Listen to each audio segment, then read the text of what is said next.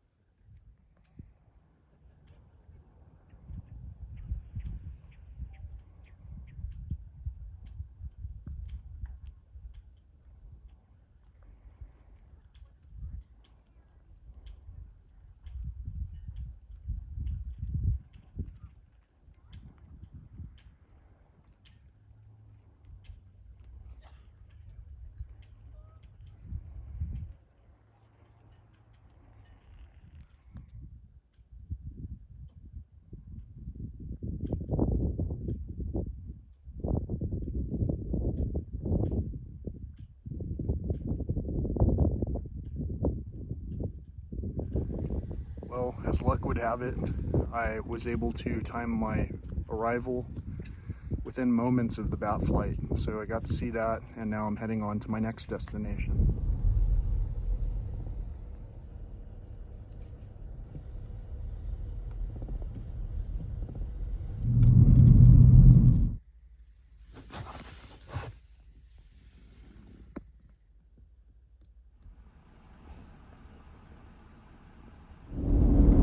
It's October 6th now. It's the day after the bat flight. I wasn't able to record it because the bats had already started to emerge, and the park personnel had already prepared the site for the bats and their emergence. But right at the cave opening, if you've ever seen pictures of or have been to Carlsbad Caverns in person, you'll know there's a cave opening. Imagine the cave opening is like this silhouette behind me of the window. It's just an arch. Well, at the top of the arch were multiple plastic bags that were caught in the cactus and brush that is surrounding the cave entrance.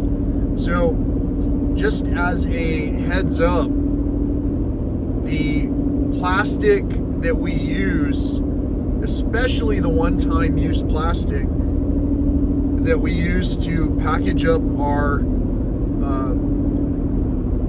convenience items, the packaging is all over the place. I can see it in the brush out here where I'm driving right now.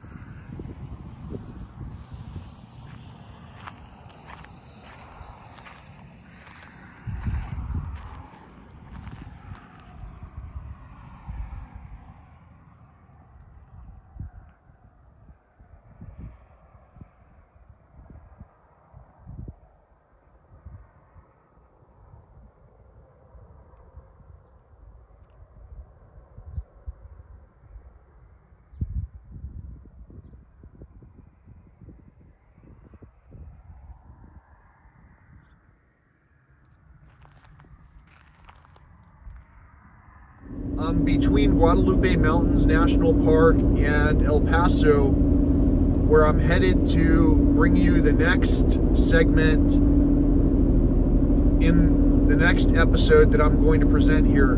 I hope that you stay tuned to see what it is that I'm bringing you. I hope that you're listening to all of this information. There first has to be a great awareness of the troubles that are around us and an acknowledgement that we ourselves are contributing to these circumstances. I'm not oblivious to the fact that, again, I'm traveling back and forth between these locations in a vehicle that obviously isn't let's call it an ultra miler, a super miler, whatever the most fuel efficient cars are called. However, this vehicle is pretty efficient, and especially considering it just uses regular fuel, not premium fuel, and considering what it's capable of and has been able to do, the places that this vehicle can take me are much different than some of those fuel efficient, gas sipping cars can currently get to.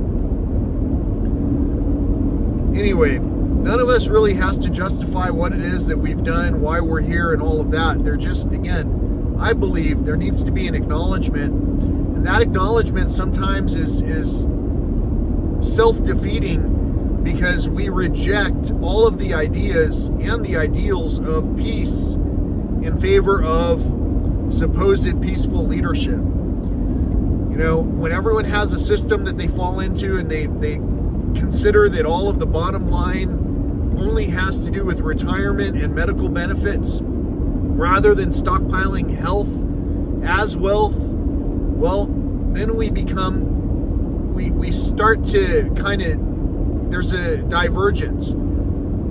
There are two paths, multiple paths, but there's really one path to wellness, and that generally includes gratitude. So many people might not think about it that way, but that's really the way it is. Health is wealth, and love is love. So when we love, we want to treat someone else the same way that we would treat ourselves. And when we value and when we have gratitude towards health, then we want to protect that. So I'm doing what I can to protect that. I slept in Guadalupe Mountains National Park like a baby. I didn't wake up once. And that's another unique thing that happens when I'm out in nature. I don't have to be fasting. It's not quote unquote, it doesn't have to be done for quote unquote spiritual reasons. At the same time, I do think about all of the things that I'm doing with relation to how it is that I'm uplifting my voice to praise our Creator. Or let me just say my Creator. I don't want to offend anyone out there. So my job isn't really to offend or not offend you. My job is just really to just do what I'm doing. I can tell that that's the right thing because of the acknowledgement that I'm receiving, even in the format of non-believers. You know, you believe in something, I'll tell you that. But if you believe mostly in just trying to get comments in for people that you think you don't know, well, that's a pretty poor and weak belief, and it's not going to hold up. And that's why when we have conversations, sometimes people are left at a loss of words. Anyhow, I just wanted to let you know about the things that are blowing in the wind and being caught in the brambles right around our beautiful bat flight, and how even our national park rangers can't keep up with all the trash that's all over the place. I also saw some other weird stuff at the park while I was there. I'll save that for another episode. But in the meantime, overall, the amount of bats that I saw emerging from the cave at this time of year was far fewer than have emerged in the past. It's possible that throughout the night there were different variations of bats, different amounts, etc. and so forth.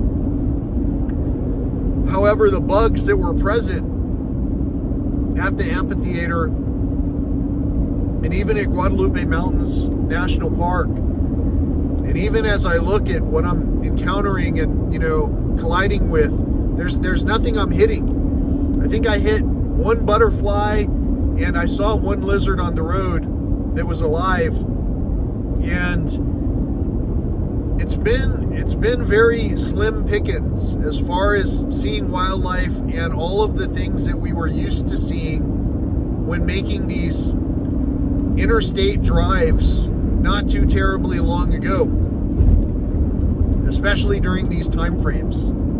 So some people might disagree or just basically tune out or say that this is disjointed or that I've lost cohesiveness as far as what I'm focusing on talking about here, but I think that I'm still spot on, and that this is a message delivery system, and it's being delivered in the most pleasant way possible, considering all of the different things that we are seeing occur around us right now.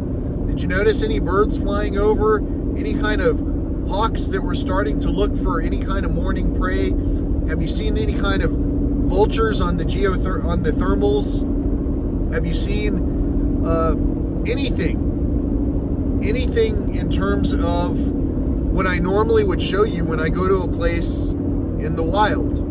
It's been, again, very slim pickings. You're going to get to have seen the deer, and that was about it. In the past, it was very different what we could see at these places. And some of you know this, and many of you who aren't on this platform, like for instance our older retired people who were able to vouch for or even participate in these conversations, well, they're not on this platform. It's just you guys and myself. And all I'm trying to do is I'm trying to communicate that there's a generational divide that's preventing us from having a cohesive conversation across the board that doesn't leave everyone bored.